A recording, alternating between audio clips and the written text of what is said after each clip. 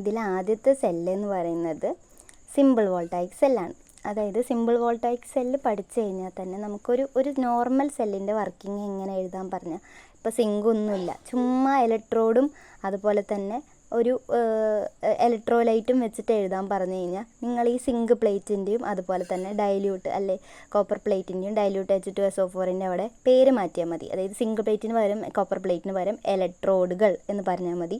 അതുപോലെ ഡൈല്യൂട്ട് H2SO4ന് പകരം നിങ്ങൾ എന്ത് പറയണം, ഇലക്ട്രോലൈറ്റ് എന്ന് പറഞ്ഞാൽ മതി. അങ്ങനെ അതിൻ്റെ എല്ലാത്തിൻ്റെ പേര് മാറ്റി പറഞ്ഞു കഴിഞ്ഞാൽ നിങ്ങൾക്ക് നോർമൽ ഒരു ബാറ്ററിയുടെ വർക്കിംഗ് എങ്ങനെയാണ് അല്ലെങ്കിൽ ഒരു സെല്ലിൻ്റെ വർക്കിംഗ് എങ്ങനെയാണെന്ന് പറയാൻ പറ്റും.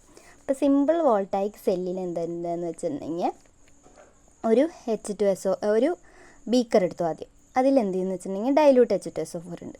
ഡൈല്യൂട്ട് H2SO4ക്ക് നമ്മളൊരു സിങ്ക് പ്ലേറ്റും ഒരു കോപ്പർ പ്ലേറ്റും മുക്കി വെച്ചിട്ട് ഇതിൻ്റെ പുറത്തൊരു കണ്ടക്ടറുണ്ട്. ഇത് നമുക്ക് കണക്ട് ചെയ്യുകയും ചെയ്യാം, കണക്ട് ചെയ്യാതിരിക്കുകയും ചെയ്യാം. കണക്ട് ചെയ്ത് കഴിഞ്ഞാലാണ് അതിലൂടെ വൈദ്യുതി പ്രവഹിക്കുക. അപ്പോൾ ഈ ഗ്ലാസ് പാത്രത്തിൽ നമ്മളൊരു നേർപ്പിച്ച സൾഫ്യൂരിക് ആസിഡ് നിറച്ച് വെച്ചിട്ടുണ്ട്.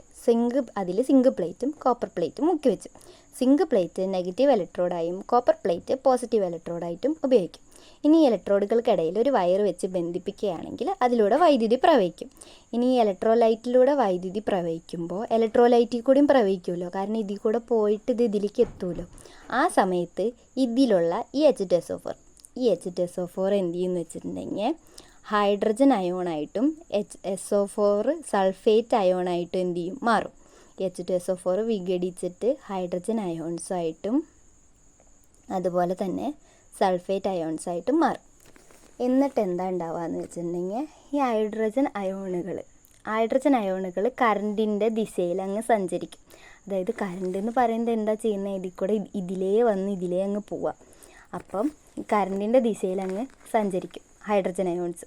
എന്നിട്ട് എന്ത് ചെയ്യുന്നു വെച്ചിട്ടുണ്ടെങ്കിൽ ഇവിടെ നിന്ന് വന്ന് ഈ കോപ്പർ പ്ലേറ്റിൽ ഇങ്ങനെ ബബിൾസായിട്ട് ഇങ്ങനെ കുമിളയായിട്ട് ഇവിടെ വന്ന് നിൽക്കും. എന്നിട്ട് ചെറു കുമിളകളായിട്ട് അവിടെ ഒട്ടിപ്പിടിക്കും. എന്നിട്ട് സൾഫേറ്റ് അയോൺസ് എന്ത് ചെയ്യും, സിങ്ക് ഇലക്ട്രോണിക്ക് പോകും. അതായത് ഇതിലുള്ള സൾഫേറ്റ് അയോൺസ് എന്ത് ചെയ്യും, സിങ്ക് ഇലക്ട്രോണിക്ക് പോകും. അങ്ങോട്ട് പോയിട്ട് അവിടെ നിന്നിട്ട് സിങ്കുമായിട്ട് കമ്പൈൻ ചെയ്തിട്ട് സിങ്ക് SO4 ആവും. ഇവിടെ കണ്ടോ, ആദ്യം ഉണ്ടായിരുന്നത് ഒരു സിങ്ക് ഇലക്ട്രോഡും അതിലൊരു H2SO4 സൊല്യൂഷനും ഉണ്ടായിരുന്നു, അതായത് ഇലക്ട്രോലൈറ്റ്. എന്നിട്ട് ഇവിടെ നിന്ന് എന്ത് ചെയ്തു, ഈ സിങ്ക് ഈ H2നെ അവിടെ നിന്ന് പിടിച്ച് മാറ്റിയിട്ട് അവിടെ കയറിയിരുന്നു. അപ്പോൾ സിങ്ക് SO4ഉം ഹൈഡ്രജൻ അയോൺസും ഉണ്ടായി. ഇനി കറണ്ടിൻ്റെ ദിശ എന്ന് പറഞ്ഞു കഴിഞ്ഞിട്ടുണ്ടെങ്കിൽ സെല്ലിനകത്തുമുണ്ട് സെല്ലിന് പുറത്തുമുണ്ട്.